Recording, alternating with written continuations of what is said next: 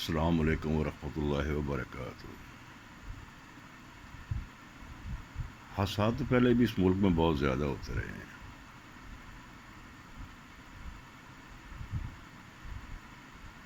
جس میں سینکڑوں جانوں کو نقصان ہوا ہے، لیکن کمال کا ہاضمہ ہے ہمارے لوگوں کا کہ وہ ان کو ایسے ہضم کر جاتے ہیں، ایسے ہضم کر جاتے ہیں کہ کسی کو ہوا بھی نہیں لگنے دیتے۔ سب سے بڑی بات یہ ہے کہ وہ ماہر نفسیات ہیں، وہ جان بوجھ کے اس اسپیس دیتے ہیں کہ جب تک میڈیا میں یہ رہتا ہے، میڈیا اس کو اٹھا کر رکھتا ہے، وہ مختلف بیانات دیتے رہتے ہیں، بڑی بڑی سخت سزاؤں کا اعلان کرتے ہیں، بڑا سب کچھ کرتے ہیں، لیکن جوں ہی میڈیا میں خاموشی ہوتی ہے، میڈیا بھی اپنی کھیل کھیلتا ہے کہ اسے جب کوئی دوسرا کو واقعہ مل جاتا ہے تو اس کی تشہیر شروع کر دیتا ہے، تو یہ اس موقع سے فائدہ اٹھا کر فوراً اس حادثے کو ہضم کر جاتے ہیں۔ سب سے بڑا بات یہ ہے کہ ہمارے ملک کے اندر فیصلے چہرے دیکھ کر کیے جاتے ہیں، جرم دیکھ کر نہیں کیے جاتے۔ وہ دیکھا جاتا ہے کہ یہ کس کا کچھ چہیتا ہے، کس کا پروردہ آدمی ہے، کس کی وساطت سے یہ اس سیٹ پر آیا تھا، اور اسی کو مد نظر رکھ کر ان کے بارے میں فیصلہ کر دیا جاتا ہے۔ ابھی حال ہی میں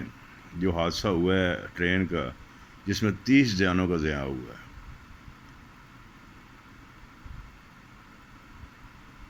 اس میں سب نے اپنی آنکھوں سے دیکھا کہ اس کے نیچے انہوں نے بجائے ایک لکڑی لگا کر اس کے اوپر بورڈ کسے ہوئے ہیں جہاں کی فش پلیٹ ہونی چاہیے،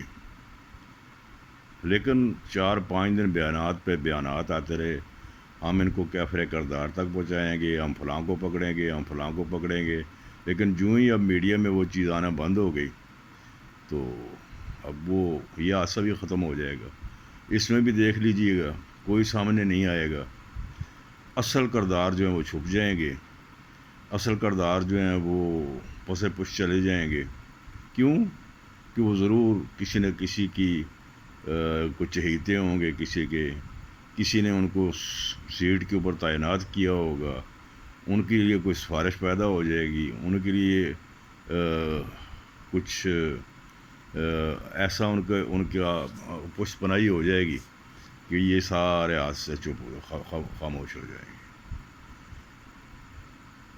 لیکن یہ دیکھنا یہ ہے کہ ملک کس طرف جا رہا ہے۔ اس سے بڑے بڑے حادثے ہیں جن کا میں نام لے سکتا ہوں ہوئے، لیکن چونکہ اس کے ساتھ کوئی کسی اور کو تکلیف نہیں ہوئی، بس حکومت کو یہی تکلیف ہوتی ہے، وہ ایک اعلان کر دیتی ہے اور ان کو جناب زخمیوں کو اتنے ہزار دے دیں گے اور مرنے والوں کو اتنے لاکھ دے دیں گے، اور اس کے بعد وہ جعلی چیک دے دیے جاتے ہیں، کسی کا کیش ہوتا ہے، کسی کا نہیں کیش ہوتا، اور وہ اسی طریقے سے خاموشی کے اتھاہ اندھیروں میں چلے جاتے ہیں۔ یہ نظام جب تک اس ملک سے ہٹے گا نہیں، جب تک چہرہ دیکھ کر فیصلہ نہیں کیا جائے، جب تک یہ چہرے دیکھ کر فیصلے کیے جائیں گے، اس وقت تک یہ ملک کبھی ٹھیک نہیں ہو سکتا۔ جو صحیح معنوں میں مجرم ہے، جب تک آپ اسے کیفر کردار تک نہیں پہنچائیں گے، ہمارے ملک میں کچھ بھی ٹھیک نہیں ہوگا۔ تو اب دیکھنا یہ ہے، آپ بھی دیکھ لیں گے، میں بھی دیکھ لوں گا، دیکھ لینا، کچھ بھی نہیں ہوگا، بس 2 دن بیانات ہوں گے اور فلانٹ گاں۔ دوسرے ملک جو ہم سے آگے نکل گئے ہیں، وہ ان کو دیکھیں آپ کہ وہ ذرا سا کوئی ایسا حادثہ ہوتا ہے جس کے پیچھے کوئی ان کو سر پیر نہیں ملتا ہے، تو وہ خود اپنے ذمے، وہ جو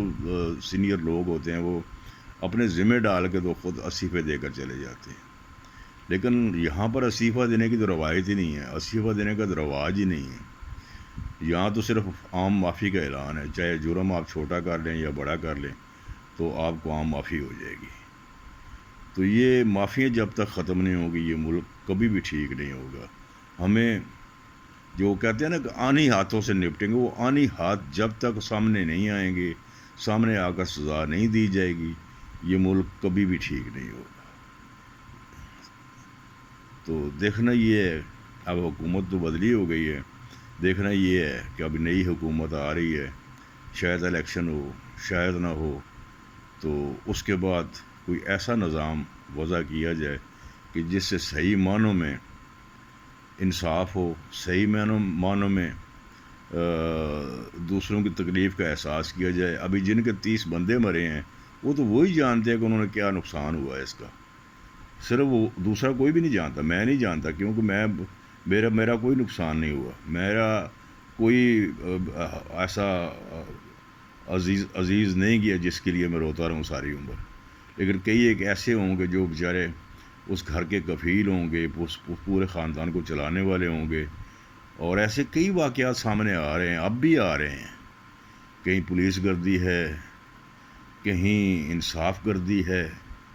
تو اس کو ٹھیک کرنا ہوگا اگر اس ملک کو اپنے پاؤں پہ کھڑا کرنا ہے تو۔ السلام علیکم ورحمۃ اللہ وبرکاتہ۔